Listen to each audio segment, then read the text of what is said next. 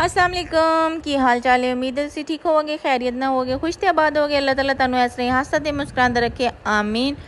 मैं अज तुहाडे वास्ते बहुत यूनीक जी रेसिपी लैके आई हाँ। रेसिपी नूं पूरा देखना, वीडियो नूं स्किप नहीं करना ते कमेंट सैक्शन च क्यूट जिहा अपने मंगरू दा कमेंट कर देना है ताकि मेरी हौसला अफजाई होए। मैं इन्नी मेहनत तुहाडे वास्ते करनी है, तुसीं इन्ना कुछ कर ही सकदियां हो कि एक कमेंट करके मेरा दिल खुश कर दवो।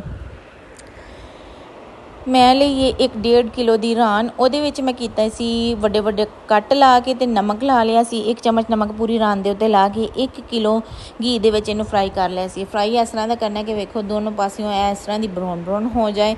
ਜਦੋਂ ਇਹ ਬਰਾਊਨ ਹੋ ਜਾਏ ਤਾਂ ਇਹਨੂੰ ਠੰਡਾ ਕਰਕੇ ਨਮਕ, ਮਿਰਚ, ਹਲਦੀ, ਸਬਜ਼ ਮਿਰਚਾਂ ਤੁਸੀਂ ਪਾਣੀਆਂ ਚਾਹੋ ਜ਼ਿਆਦਾ ਮਿਰਚਾਂ ਕਰਨ ਵਾਸਤੇ ਤੇ ਥੋੜ੍ਹੀਆਂ ਸਬਜ਼ ਮਿਰਚਾਂ ਵੀ ਕੁੱਟ ਕੇ ਪਾ ਲਵੋ। ਹੋਰ ਕੋਈ ਮਸਾਲਾ ਨਹੀਂ ਮੈਂ ਪਾਇਆ, ਗਰਮ ਮਸਾਲਾ ਵਗੈਰਾ ਕੁਛ ਨਹੀਂ ਪਾਇਆ।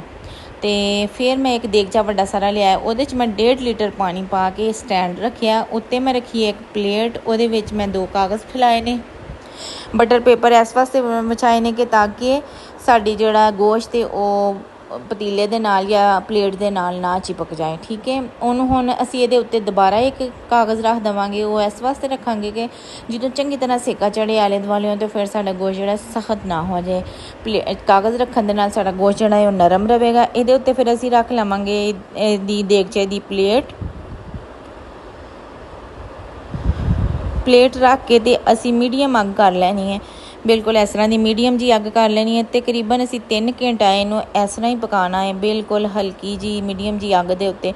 ते गोश्त साडा 3 घंटे बाद असीं वेख्या ते गोश्त साडा वेखो हड्डियां तो बिल्कुल अलहदा हो गया है। तो इन्नी प्यारी जी घर च खुशबू आ रही है। खुशबू तुहानूं मैं नहीं सखा सकती, इत्थों वेख तुसीं सकदे हो कि किड्डा प्यारा टेंडर हो गया है। बिल्कुल बहुत मज़ेदार फ्लेवरफुल जिहा गोश्त होएगा।